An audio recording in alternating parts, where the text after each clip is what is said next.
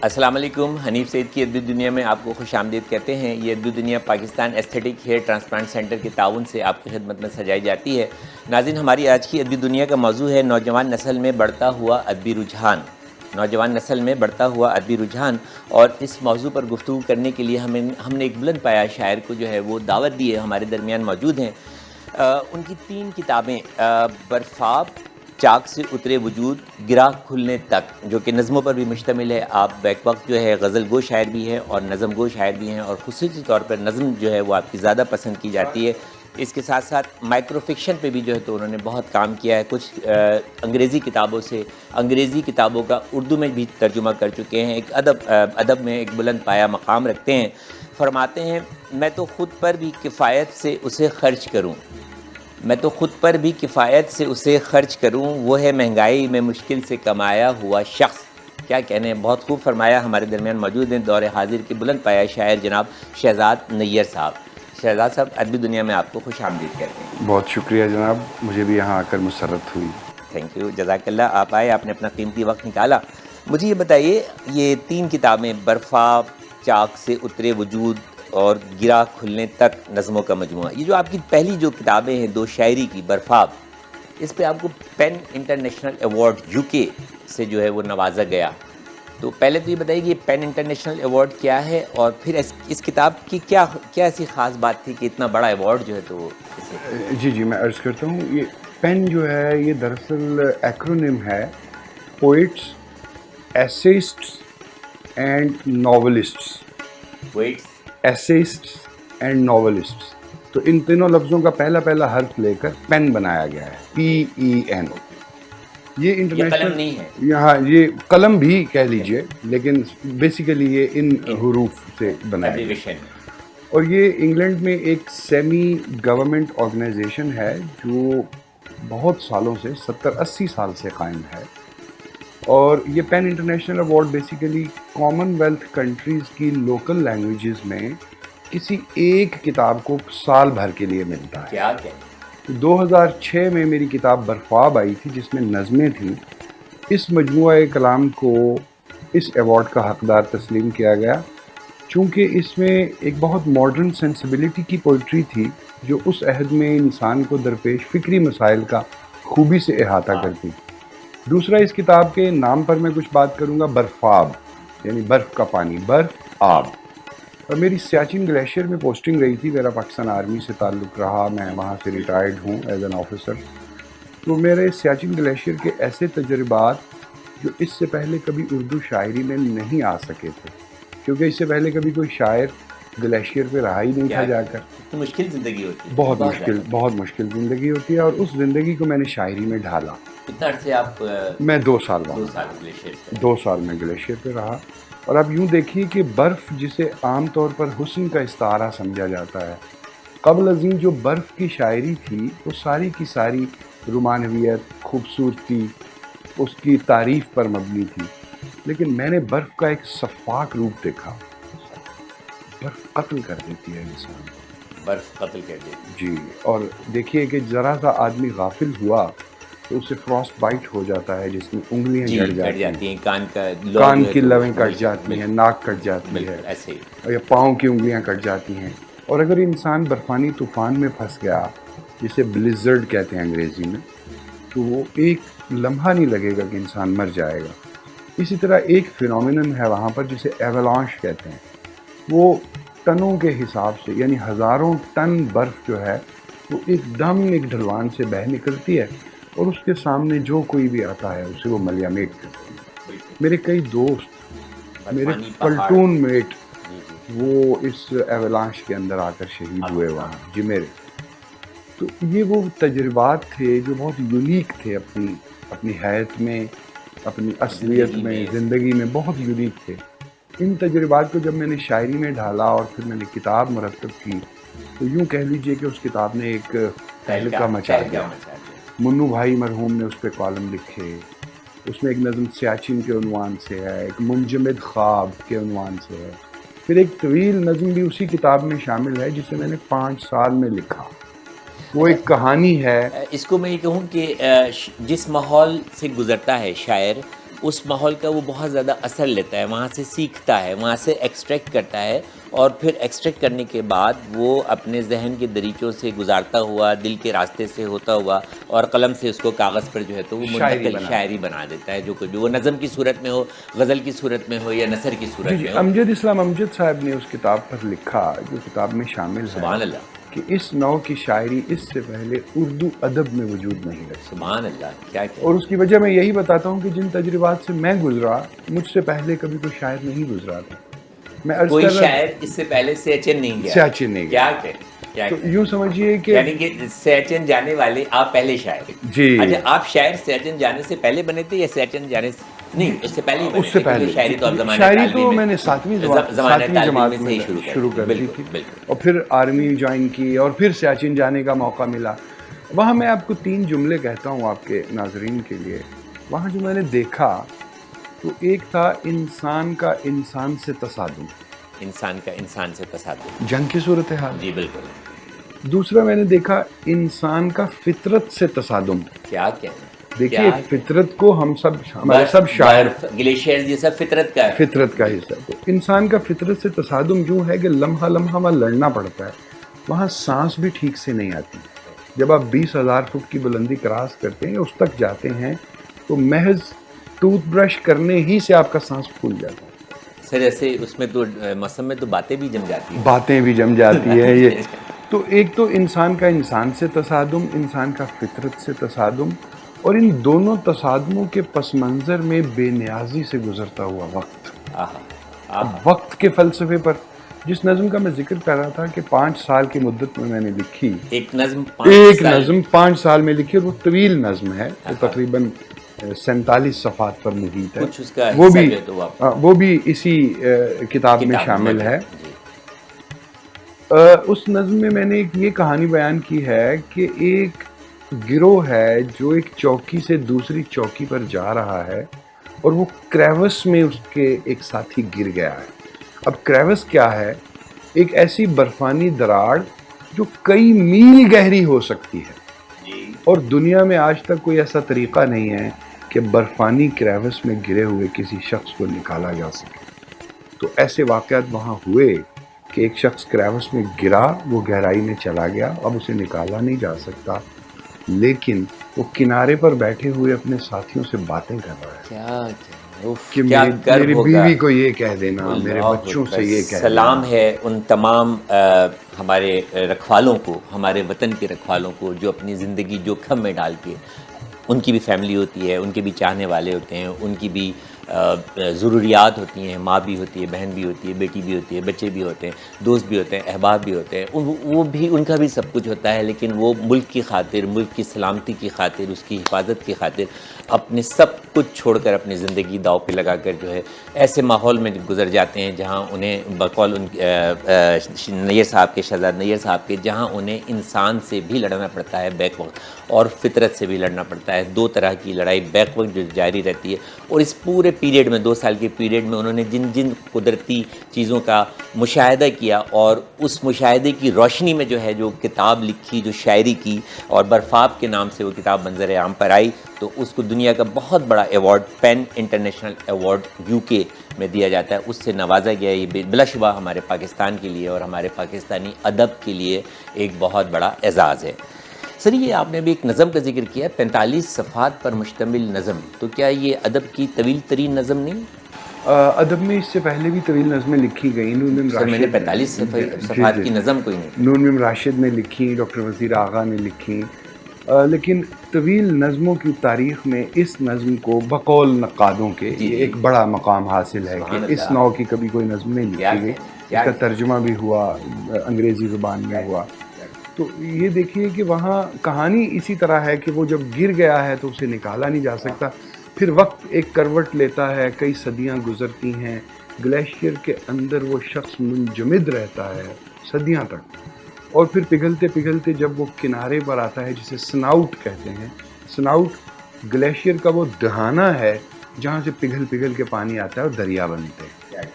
وہاں پہ جب وہ لاش برآمد ہوتی ہے تو کچھ محققین اور مورخین کو بلایا جاتا ہے کہ یہ ایک انسان نکلا ہے یہاں سے، کیا تو پھر وہ بتاتے ہیں کہ ان برف زاروں پر اللہ دو اکبر، ممالک کی فوجیں آپس میں لڑتی رہی تھیں، اللہ اکبر، تو لباس سے یہ لگ رہا ہے کہ یہ کوئی عسکری تھا اس زمانے کا، تو اس لیے یہ اب نکلا ہے۔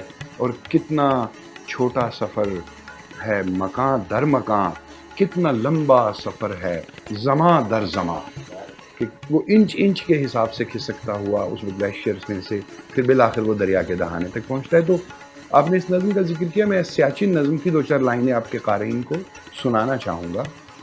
جہاں میں ہوں وہاں پر ذی نفس کوئی نہیں رہتا، جہاں میں ہوں وہاں پر ذی نفس کوئی نہیں رہتا، سوائے کاروانے سخت جاں کے رہنوردوں کے، جو اپنی سرزمی دشمن کے قدموں سے بچانے کو ان اونچے کوہ ساروں برف زاروں پر اتر آیا۔ کیا کہنے، جہاں میں ہوں وہاں پر برف اندر برف اگتی ہے، جہاں اتنی بلندی ہے کہ سانسیں ڈگمگا اٹھیں، کیا کہنے، ہوائیں بے حیات اتنی کہ موسم تھر تھرا اٹھیں، اللہ اکبر، جہاں پر زندگی کرنے کے امکان ٹوٹ جاتے ہیں، سبحان اللہ، عدو کے تنگ سینے کی طرح یہ تنگ رستے ہیں، شبوں کے بے کرم لمحوں میں ان راہوں پہ چلتا ہوں واہ، کہ جن پر برف کی چادر رگوں کو سرد کرتی ہے۔ اللہ اکبر، جہاں میں ہوں وہاں سورج نظر آتا ہے مشکل سے،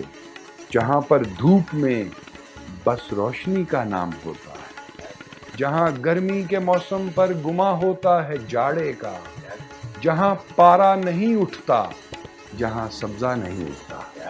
سبزہ اگنے کے لیے پارا اٹھنا ضروری ہے، جہاں پارا نہیں اٹھتا، جہاں سبزہ نہیں اگتا، جہاں رنگوں کی پریوں کا کوئی میلہ نہیں لگتا، جہاں خوشبو گلابوں کی پرندے تتلیاں جگنو اسی صورت پہنچتے ہیں کہ جب اپنوں کے خط آئیں، اللہ اکبر، سبحان اللہ، عدو کی بے حسی ایسی کہ اس اندھی بلندی پر نہ جانے کتنے سالوں سے فقط بارود کی صورت ہمارا رزق آتا ہے۔ اور جہاں میں ہوں وہاں بچوں کی باتوں کا کوئی جھرنا نہیں بہتا، جہاں بوڑھوں کی لاٹھی کی کوئی ٹک ٹک نہیں کیا سنتا، بے بسی ہے، کیا بے جہاں بسی، تصویر کا چہرہ سوالی ہے، نمود فن سے خالی ہے، واہ، وجود زن سے خالی ہے، کیا کہنے گلیشیئرز، نمود فن سے خالی ہے، ہے، وجود زن سے وجود خالی، زن سے خالی ہے۔ میرے یہ نوجوان ساتھی کہ جن کے عزم کا پرچم ہمالیہ سے بھی اونچا ہے، سبحان اللہ، یہ برفانی فضاؤں میں مخالف سمت سے آتی ہواؤں سے بھی لڑتے ہیں، کیا کہنے، دلوں میں یہ ارادہ ہے وطن کا مان اونچا ہو، سبحان ہمارا اللہ، نام اونچا۔ انشاءاللہ انشاءاللہ، بے شک، اور جب تک ہمارے آپ جیسے نوجوان، آپ نوجوان ہی ہوں گے، جوان ہوں گے اس وقت جب آپ گلیشیئر پہ گئے ہوں گے، ہمارے موجود ہیں فوجی جوان جو ہیں تو وہ موجود ہیں، اور ان میں یہ جذبہ اور ہمت اور طاقت اور شجاعت موجود ہے، انشاءاللہ تعالی ہم محفوظ ہاتھوں میں ہیں انشاءاللہ تعالی۔ مجھے یہ بتائیے کہ شاعر بھی ہیں اور فوجی بھی ہیں، تو ایک طرف لڑائی اور ایک طرف محبت کا پیغام، تو یہ جو جنگ ہے ہماری سراؤنڈنگ میں، یہ محبت کے پیغاموں سے نہیں جیتی جا سکتی؟ میرا جو تک خیال ہے دنیا کا کوئی، میرا خیال ہے کہ اس سے اچھا مطلب سوال میں کسی اور سے بہت نہیں کر اچھا سکتا۔ سوال جی آپ نے کیا۔ دیکھیے دنیا میں تصادم، جنگ معلوم انسانی تاریخ کا حصہ رہا ہے، جتنی انسانی تاریخ معلوم ہے وہ یہ بتاتی ہے لوگ لڑتے رہے، لوگ لڑتے ہیں، اچھا، اس کا ہم کچھ نہیں کر سکتے۔ ہاں، یعنی کہ وہ جو پہلے بھائی تھے دو حضرت، وہاں سے جو لڑائی، وہاں سے شروع کر لیں تو تب بھی کسی تاریخ دان نے اندازہ لگایا تھا کہ جتنے سال کی انسانی تاریخ ہمیں معلوم ہے، اگر ہم اتنے سالوں کو شمار کر لیں اور جتنی جنگیں ہمیں معلوم ہیں ان کا شمار کر لیں تو 10-12 ہزار سال کی تاریخ میں فقط چند سال بچتے ہیں کہ جب انسان لڑائی نہیں کر رہا۔ دنیا کے کسی نہ وہ کسی کون سے خوش قسمت ترین سال تھے، یہ وہ کون سے خوبصورت سال تھے جب انسان انسان سے محبت کر رہا تھا اور لڑائی نہیں کر رہا. دنیا کے کسی نہ کسی خطے میں ہر وقت ہر لہجہ پیکار جو ہے وہ برپا رہی. یہ تو وہ تاریخ ہے جس کا ہم کچھ نہیں کر سکتے. ایک فلسفی کا ایک جملہ ہے، وہ کہنے لگے کہ جب تک باورچی خانے میں چھری موجود ہے انسان کے قتل کا امکان موجود ہے. کیا کہیں جب تک باورچی خانے میں چھری موجود ہے انسان کے قتل کا امکان موجود. اور اگر یہ قتل بیگم کے ہاتھوں سے ہو جائے تو دیکھیے، ایک بار ایسا ہوا کہ ایک افسانہ نگار نے ایک افسانہ لکھا. ایک بستی ہے جس کا پادری پوری بستی کے لوگوں سے دستخط کروانا چاہتا ہے کہ اس بستی سے تمام ہتھیار ختم کر دیے جائیں، اور دو بوڑھی خواتین ہیں وہ اس قرارداد پر دستخط نہیں کر رہی. وہ 28ویں بار ان کے پاس آیا ہوا ہے کہ آپ دستخط کر دیں تو ہم پوری بستی کو ہتھیاروں سے پاک کر دیں. ظاہر ہے سمبولک ہے. وہ جو دو خواتین ہیں بوڑھی جو بہنیں ہیں ایک گھر میں رہتی، وہ نہیں کرتی. پادری ان سے پوچھتا ہے کیا سبب ہے کہ آپ اس سے متفق نہیں ہیں کیا کہ ہتھیار ختم ہونے چاہیے؟ وہ کہنے لگی میں متفق، ہم لوگ متفق نہیں ہیں. کیسے؟ ایک عورت بتاتی ہے کہ یہ جو عورت ہے میری بہن ہے، اس کا جو خاوند ہے اسے شکار کا شوق تھا، اور اس وقت میں عدم تشدد کے فلسفے کی پیروکار تھی اور یہ چاہتی تھی کہ دنیا سے ہتھیار ختم ہو جائیں تاکہ انسان محبت سے سکھ کے ساتھ رہے.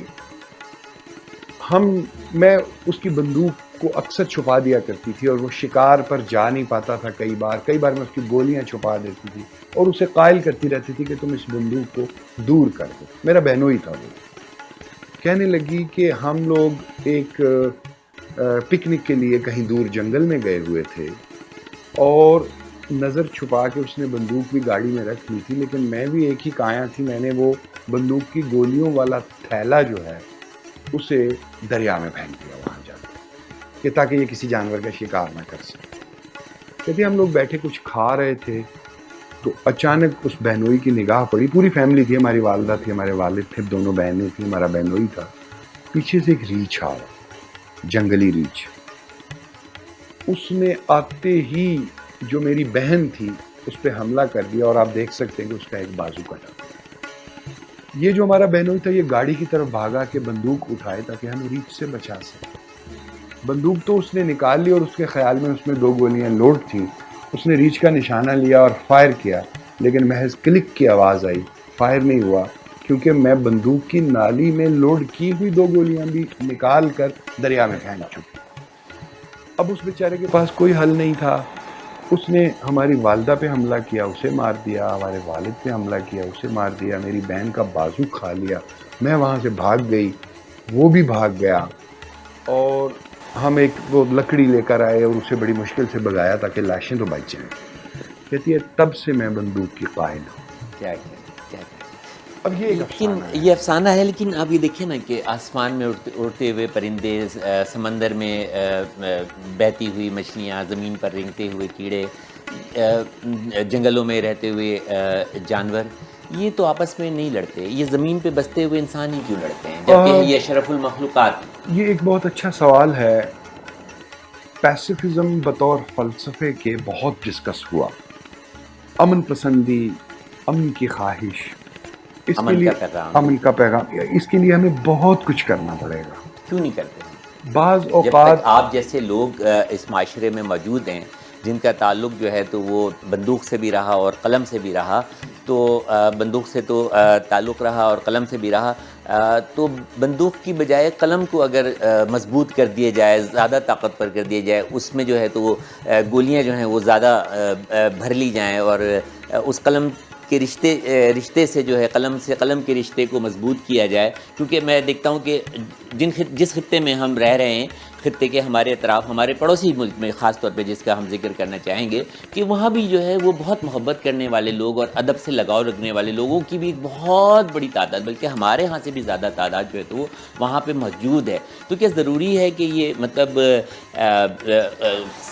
میں کیا کہوں اس کی خوبصورت بات کی جی آپ سمجھ گئے میری بات کا مطلب کہ ہم یہ تمام معاملات جو ہیں تو وہ اس چینلز کے ذریعے کیوں نہیں جو ہے تو وہ نپٹا سکتے یا اس میں ہم کیوں ناکام رہ گئے؟ آپ یقین کیجئے کہ میرے دل میں سب سے بڑی خواہش بطور ایک فوجی ہونے کے، اگر کوئی مجھ سے آج بھی پوچھے کہ آپ کی زندگی کی سب سے بڑی خواہش اور حسرت کیا ہے، تو وہ یہ ہے کہ سیاچن گلیشیئر سے فوجیں واپس ہو جائیں.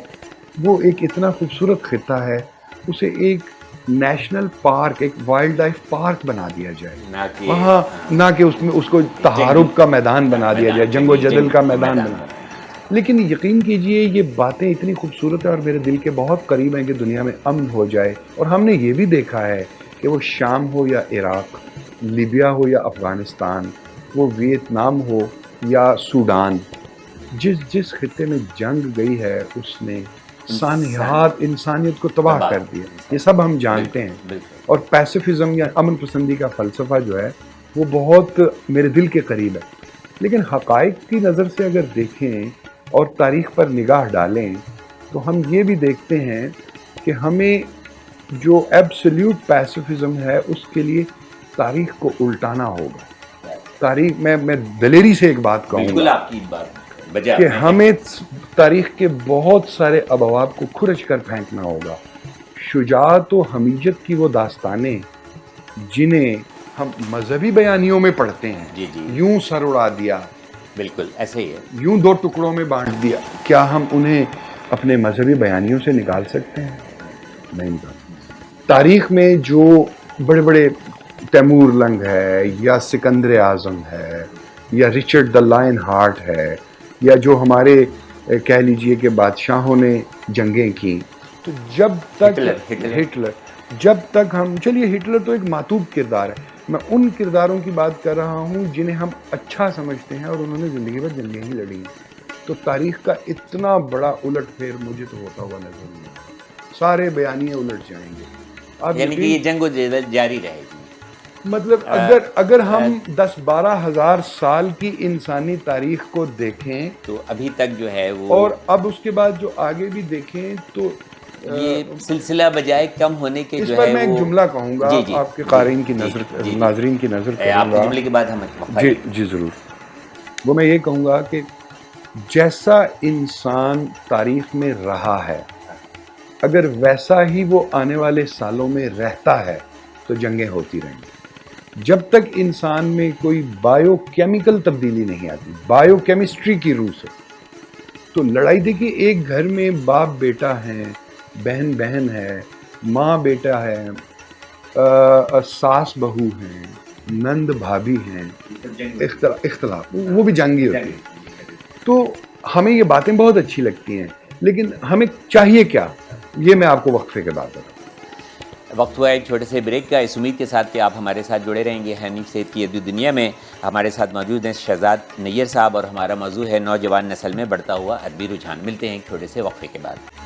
حنیف سید کی ادبی دنیا میں ایک مرتبہ آپ کو پھر خوش آمدید کہتے ہیں، اور یہ Adabi Duniya Pakistan aesthetic hair transplant centre کے تعاون سے آپ کی خدمت میں سجائی جاتی ہے. ناظرین، ہمارا آج کا موضوع تو ہے نوجوان نسل میں بڑھتا ہوا ادبی رجحان، لیکن گفتگو جو ہے وہ ہماری چلی گئی ہے قلم کی کاٹ یا تلوار کی دھار کی طرف، کیونکہ ہمارے درمیان جو شخصیت موجود ہے جناب شہزاد نیر صاحب، ان کا تعلق جو ہے وہ سول آرمی سے ہماری رہا ہے، اور انہوں نے گلیشیئرز پہ جو ہے تو وہ 2 سال اپنی خدمات انجام دی ہیں، اپنی زندگی جوکھم میں ڈالی ہے، اور وہاں جو کچھ انہوں نے دیکھا، مشاہدہ کیا، زندگی کے جس پہلوؤں کو انہوں نے محسوس کیا، اس کے بعد انہوں نے اس کو اپنی ایک کتاب برفاب کی شکل میں جو ہے وہ تخلیق کیا، اور یہ بھی تخلیق دنیا کے سامنے آئی تو اس کو پین انٹرنیشنل ایوارڈ UK سے نوازا گیا، جو بلا شبہ ہمارے پاکستان کے لیے ایک بہت بڑا اعزاز ہے. سر، یہ آپ کی دوسری کتاب چاک سے اترے وجود، جس کو پروین شاکر ایوارڈ بھی ملا، اس میں کیا خوبی ہے جو اس میں یہ غزلوں پر مشتمل ہے؟ غزلیں زیادہ ہیں اور اس میں کچھ نظمیں بھی ہیں.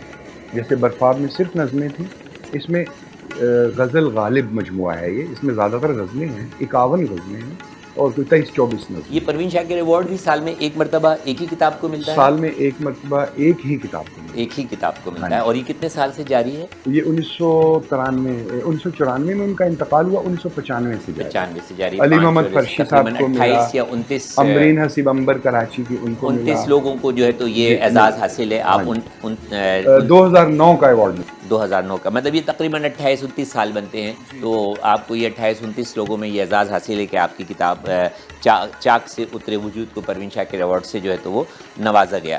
سر ایک آپ نے ابھی ذکر کیا تھا فکشن, مائکرو فکشن.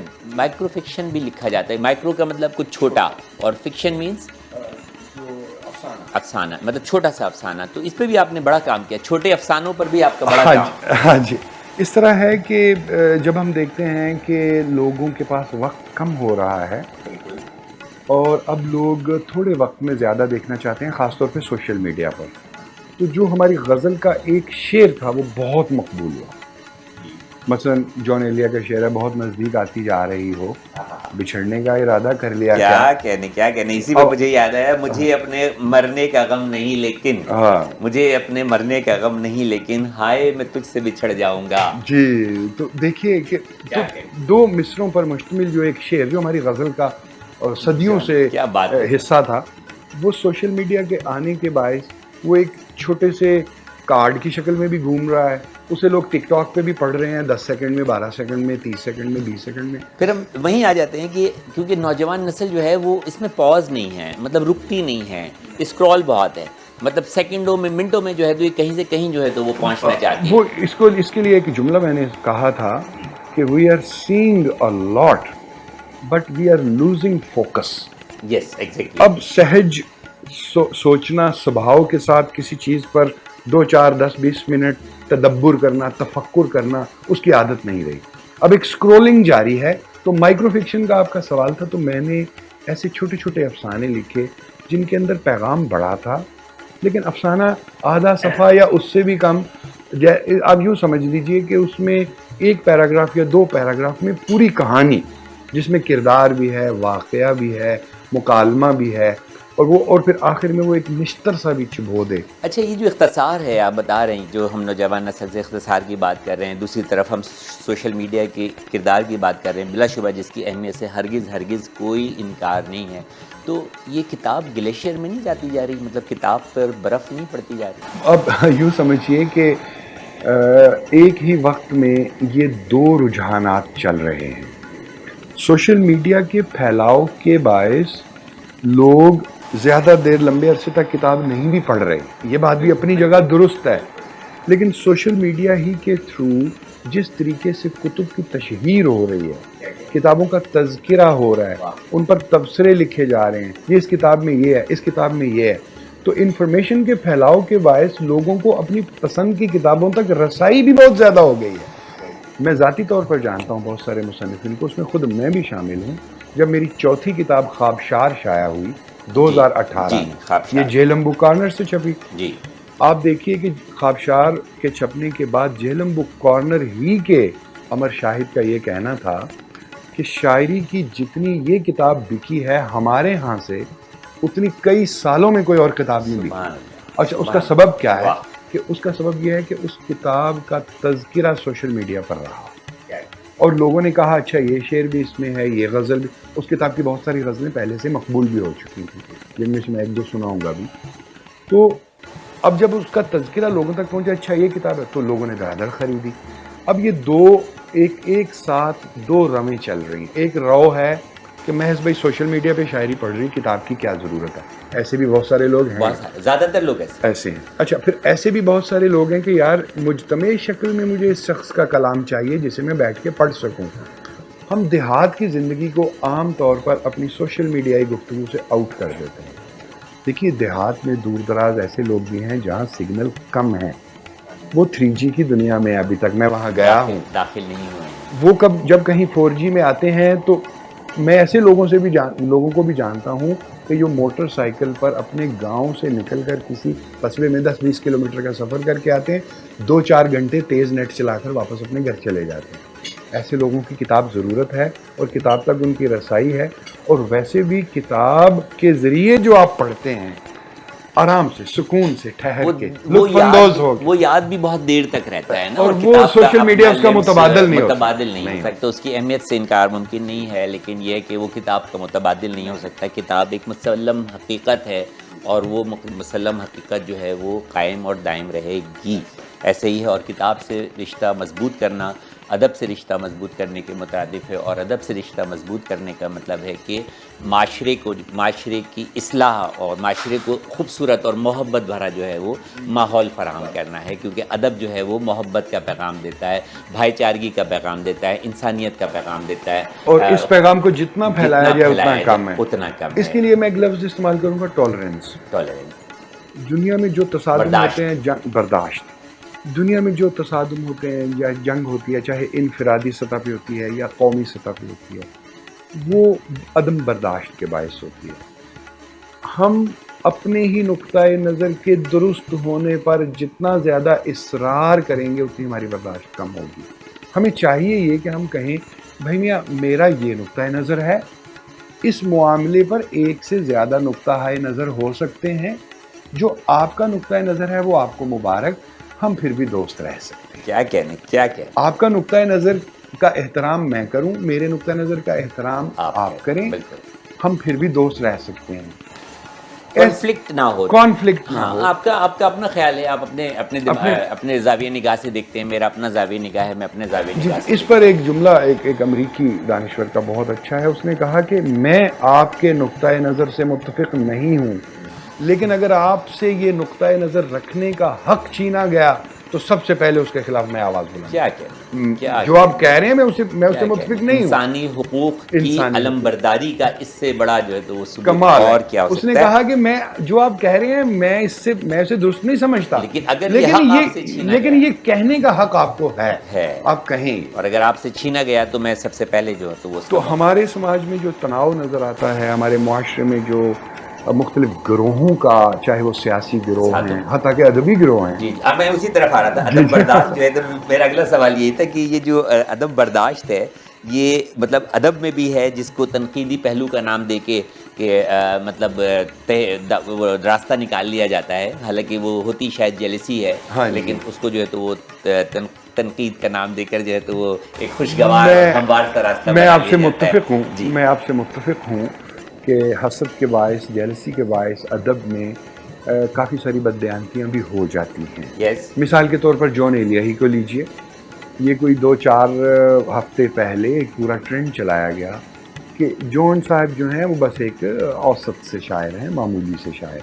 حالانکہ ایسا یہ یہاں پہ ایک سوشل میڈیا پہ ایک ٹرینڈ چلا, ایک شاعر نے کہا اور باقاعدہ اس کو ٹرینڈ کی طرح چلایا بھی. میں اپنا لفظ واپس لیتا ہوں کیونکہ وہ شاعر ہیں تو ان کا احترام بہرحال لازمی ہے, اور ان کا اپنا جو ہے تو ان کا ایک اپنا نقطۂ نظر ہے. لیکن دیکھیے ایسی صورت میں جیسے آپ کہہ رہے ہیں حسد کا جذبہ بھی کارفرما ہو سکتا ہے, لیکن ایک شاعر جو دنیا سے جا چکا ہے اس سے کیا حسد ہوگا. تنقید برائے اصلاح ہو تو وہ بہتر ہے, لیکن تنقید برائے تنقید ہو تو وہ پھر شاید حسد کے زمرے میں جائے. ایسا ہی اس وقت جو ہم ادبی منظرنامے میں دیکھتے ہیں, وہاں میرا نقطۂ نظر یہ رہا ہے بطور ایک شاعر کے, بطور ایک سوچنے والے انسان کے, بطور معاشرے کے ایک فرد کے, کہ بھائی جس کا جو مقام ہے اسے وہ دو. اگر کراچی کا کاشف حسین غائر اچھی غزل کہہ رہا ہے, عمار اقبال اچھی نظم کہہ رہا ہے, اگر کراچی میں بیٹھ کر شعراء اچھا کلام, قیصر وجدی صاحب اچھا لکھ رہے ہیں, یا جو بھی جتنا جس کا حصہ ہے, ذوالفقار عادل اچھی غزل کہہ رہے ہیں, بھائی ہم اس کا احترام کرتے ہیں. اگر سیالکوٹ میں بیٹھا شاہد ذکی اچھی غزل, کراچی والے پر بھی لازم ہے کہ اس کا احترام کرے, اس کی حوصلہ افزائی کرے. چاہے جائے کہ یہ کہ عدم برداشت کا شکار ہو کر اس کی حوصلہ شکنی کی جائے. اور تو میں اس کا کم از کم شعر و ادب کی دنیا میں میں برداشت, حوصلہ, اعتراف, مطلب یہ وہ میدان ہے جس میں ہر کھیلنے والے کو کھلا چھوڑ دینا چاہیے. ٹھیک ہے, وہ بھلے 1-1 رن بنائے, 2-2 رن بنائے, چوکے لگائے, چوکے مارے, چھکا مارے, سینچری بنائے, وقت خود جو ہے تو وہ فیصلہ کرے گا کہ جو ہے ہمیں لڑنے جھگڑنے کی ضرورت نہیں ہے. ٹھیک ہے نا, کیونکہ ہمارا پیغام تو محبت ہے اور وہ جہاں تک پہنچے, اور محبت ہی جو ہے وہ ادب کا جو ہے تو وہ مرکز ہے. آپ نے کہا تھا کہ میں کچھ شعر جی میں پیش کرتا ہوں. عطا ہو جائے.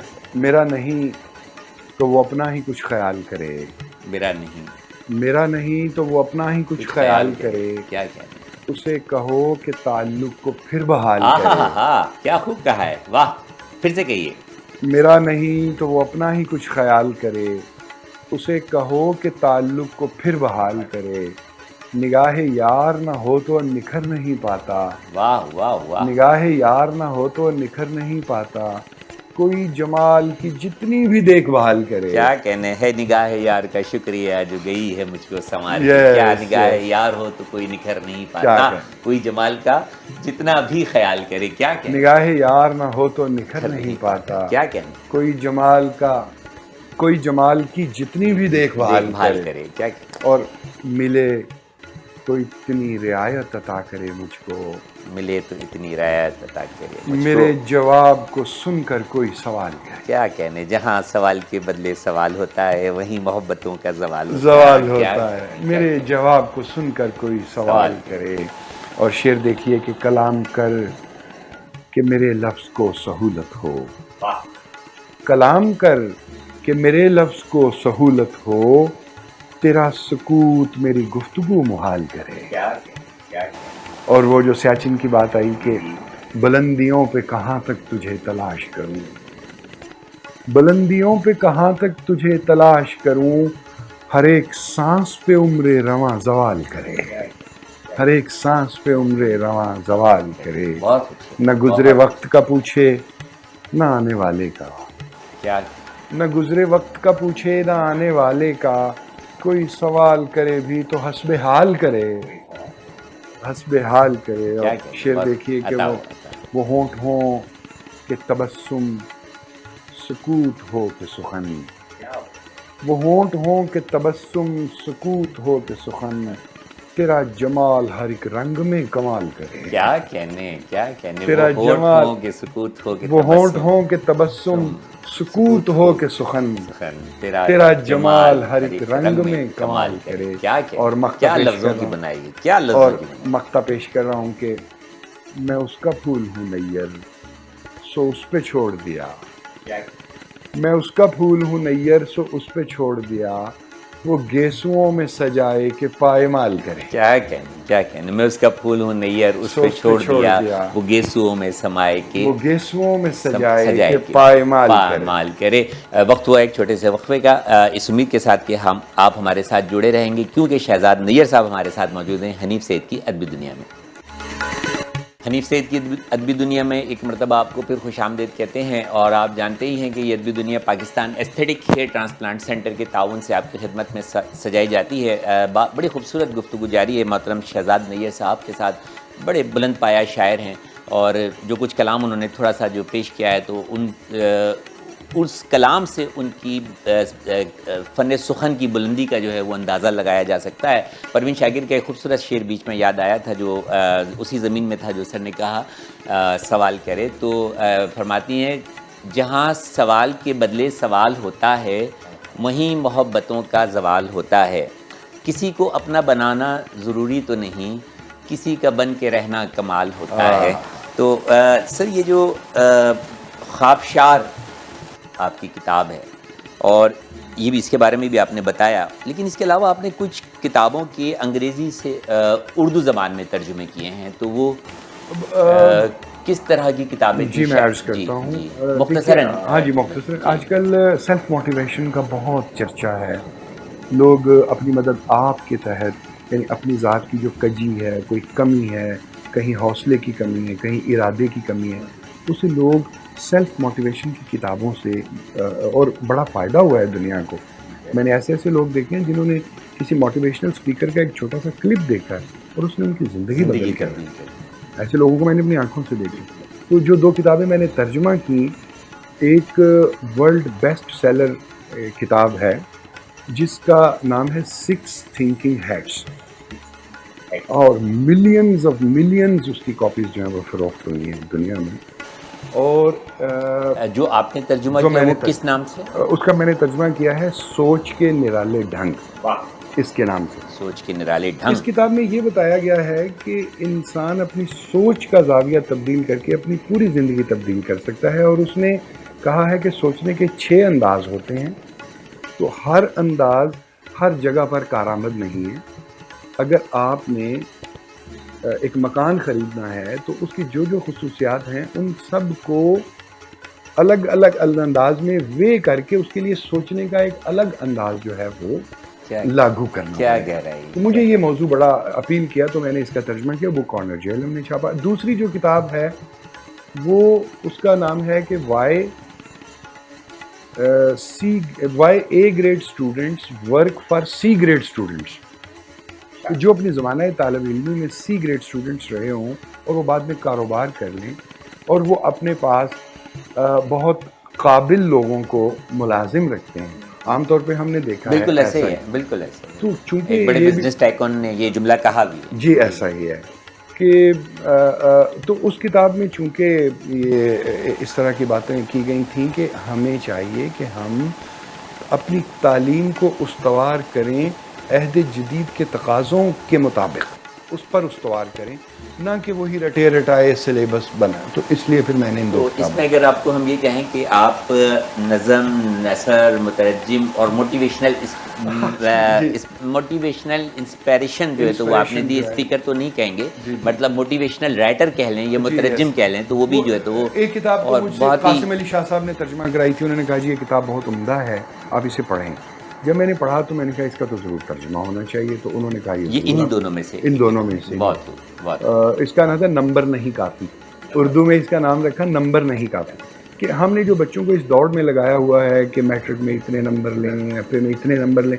ارے بھائی نمبر اہم ہوں گے, لیکن اس سے بھی زیادہ اہم یہ ہے کہ آپ جو پڑھ رہے ہیں اسے سیکھیں اور بعد میں عملی زندگی میں اسے بروئے کار لائیں, امپلیمنٹ کر کے, اور اس کو جو ہے تو وہ اپنی زندگی کو جو ہے تو وہ سنوارے. سر گفتگو بھی بہت پیاری ہے اور آپ کی شاعری بھی بہت پیاری ہے. مجھے بتائیے کہ گفتگو کریں یا شاعری سنیں؟ میرا خیال ہے گفتگو کافی ہو گئی. کچھ شعر بتاؤ.